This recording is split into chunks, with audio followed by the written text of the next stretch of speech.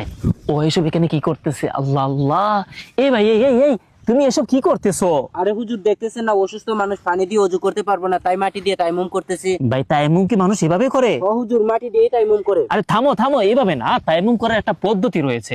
দেখো, কেহ যদি অসুস্থতার কারণে পবিত্র হওয়ার জন্য পানি খরচ করতে না পারে, পানি ব্যবহার করতে না পারে, তখন তাকে পবিত্র মাটি দিয়ে গোসল ও অজুর পরিবর্তে তায়াম্মুম করতে হবে। আর তায়াম্মুমের পদ্ধতি হলো, সর্বপ্রথম তোমাকে পবিত্রতার নিয়ত করতে হবে। তুমি যেহেতু তায়াম্মুম করতেছো পবিত্র হওয়ার জন্য, তোমার অন্তরে নিয়ত হয়ে গেছে, মুখে উচ্চারণ করে নিয়ত করার কোনো প্রয়োজন নেই।